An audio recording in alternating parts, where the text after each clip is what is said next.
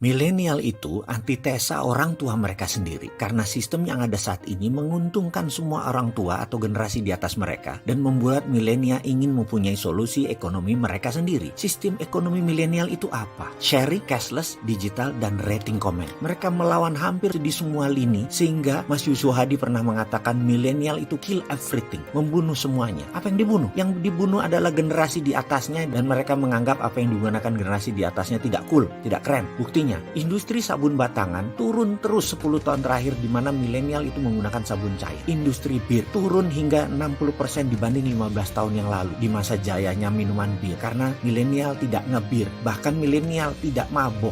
Olahraga golf itu dianggap mainan generasi tua, nggak cool. Buktinya golf viewer atau penonton golf itu turun hingga 25% dibanding masa jayanya 5 tahun yang lalu. Kredit card, milenial nggak pakai, mereka pakai digital money, e-money. Milenial itu tidak heboh belanja barang seperti generasi di atasnya yang suka nyetok. Mereka lebih instan, seperlunya dan senang dengan pengalaman. Kaum milenial itu sangat praktis, bahkan milenial itu membunuh kantor tempat kerja, membunuh dunia properti karena mereka menunda membeli properti, bahkan menunda nikah, bukan menunda pacaran mah mereka seneng. Secara ekonomi, milenial mempengaruhi 40% ekonomi dunia saat ini dan 5 tahun ke depan mereka akan melewati 70% perekonomian dunia dipegang mereka. Sementara pemerintah dalam rancangan APBN kemarin gak baca sama sekali milenial mau kemana. Kita bicarakan sekarang milenial dari sisi yang lain. Sekarang kembali ke ekonomi negara di era milenial. Bener deh, milenial sejatinya anti hutang dan mereka kuat sekali berbagi. Itulah dasar dari MMT, Modern Monetary Theory. Jadi nanti kalau ada menteri milenial tetapi konsepnya masih Keynesian, masih ngutang, kabinetnya ya belum kabinet milenial, muda doang usianya tapi ilmunya zaman old, nggak pakai ilmu zaman now. Ilmu zaman now itu adalah MMT, Modern Monetary Theory. Basisnya adalah SWF, Sovereign Wealth Fund, Consolidate Bottom of Pyramid, create 12 level ekonomi. Kredonya adalah create.